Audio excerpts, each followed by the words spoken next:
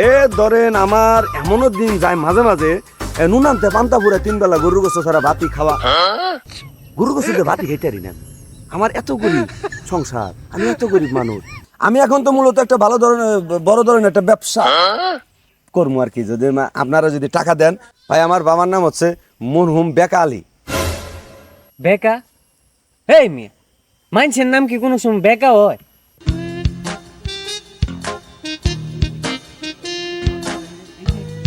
সকাল থেকে এখন পর্যন্ত ঘুরতেছি, আমার কাছে মনে হয় না স্যার এই জায়গায় কোনো গরিব স্যার একটা গরিব মনে পাওয়া গেছে। স্যার হেরে দেখলি মনে হইতেছে অনেক গরিব, হেরে মনে কিছু একটা অনুদান দেওয়া যায়। আমি কি করেন দেখি, কথা বলে দেখি। গরিব, অসহায়, দান সাহায্য বুঝতেছেন আপনারা কেডা ভাই? স্যার ভাই বিষয়টা বুঝে নাই, আমি বাইরে বুঝাই করতেছি। ভাই আমরা মূলত আইছি গরিবের হক নামক সংস্থা থেকে। এখন আমগো কাজ কি? আমগো কাজ হইলো এলাকার মধ্যে যত গরিব মিসকিন ফকিন্দি না, মানে যত গরিব মিসকিন আছে তাদেরকে আমরা সাহায্য সহযোগিতা করি আর কি। এখন আপনারা দেখে তো মনে হইতেছে যে আপনি অনেক গরিব, সেই কারণে মনে করেন যে আপনারা কিছু অনুদান দিতে চাইতেছি। আর আপনার জানা মতো এলাকার মধ্যে কোনো গরিব মিসকিন আসেনি। ও আচ্ছা, আপনার এই কথা নিকন। হ্যাঁ ভাই আমি তো গরিব, আমি এত গরিবের গরিব এই অত্র এলাকার মধ্যে। আপনি যদি বলেন আমার মতো গরিব দ্বিতীয় আর কেউ নাই। এ ধরেন আমার এমনও দিন যায় মাঝে মাঝে নুন আনতে পান্তা পুরা 3 বেলা গরুর গোস্ত ছাড়া ভাতই খাওয়া। গরুর গোস্ত দিয়ে ভাতই খেতে পারি না। আমার এত গরিব সংসার, আমি এত গরিব মানুষ। আপনার সংস্থার যা অনুদান লাগবে বা যা অনুদান দিবেন সব আমারে দেন। না, আপনার দেখে আমারও গরিবই মনে হইছে।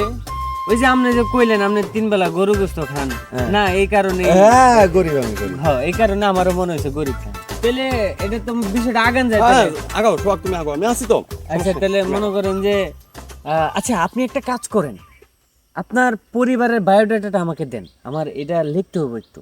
তাহলে ভাই আমার কি করতে হবে আমার কোন? না না, আপনার কিছু করতে হবে না। আপনি আপাতত কোন যে আপনার পরিবারে কয়জন আছে এই তথ্যটাকে আমার। সদস্য সংখ্যা? হ্যাঁ, সদস্য আমার পরিবারের সদস্য সংখ্যা লেখেন 8 জন। কতজন? 8 জন। কে কে? আমি আর আমার বউ আর বাকি সব পোলাপান।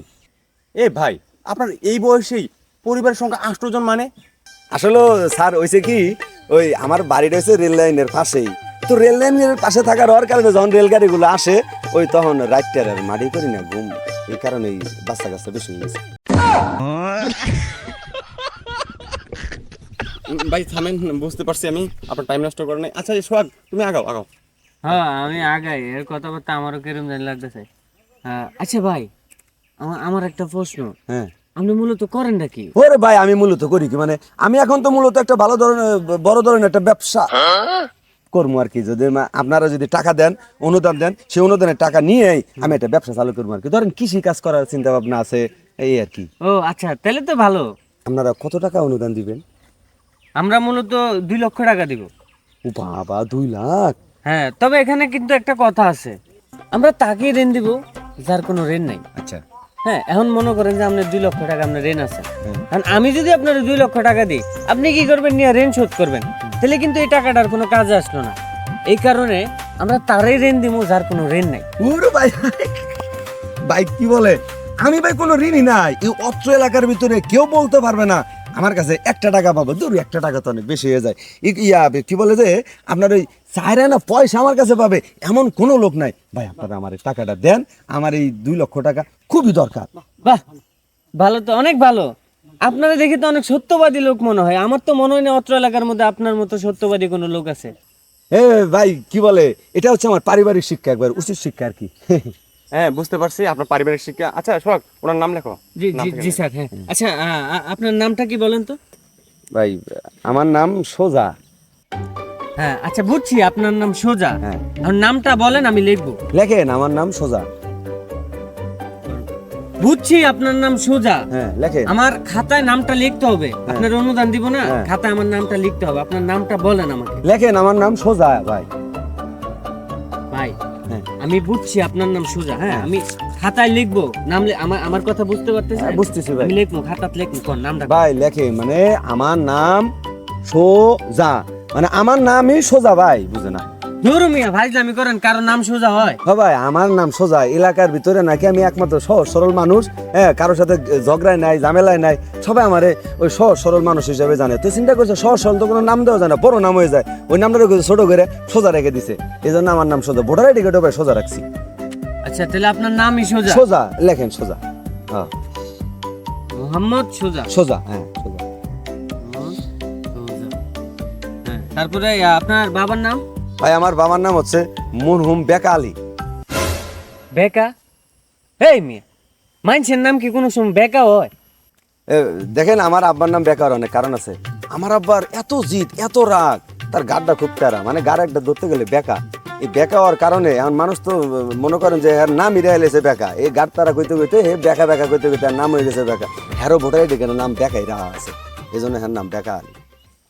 বুঝতে পারছি, আপনাদের নামে মোটামুটি ভেজাল আছে। আচ্ছা, আপনার আব্বা এখন কোথায়? স্যার, হয়েছে কি, আমার বাবা কাজের জন্য বাইরে গেছে। হ্যাঁ, এ কবে আসবে আমাকে বলে যায় না। ও আচ্ছা। এই বুঝতে পারো না মরহুম মানে কি? ওর বাবা মারা গেছে, তারপর লেখো। আচ্ছা, আপনার বর্তমান বয়স কত? ভাই আমার বয়স তেমন একটা না, 55 কাছাকাছি।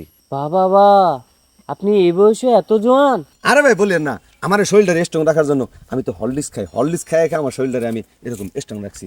হ্যাঁ বেটা, তোর আমি হলিস খাওয়াইতেছি। তোর থেকে যে আমি 20,000 টাকা পাই, আচ্ছা 2 বছর হয়েছে, এই মুহূর্তে তুই আমার 20,000 টাকা দিবি।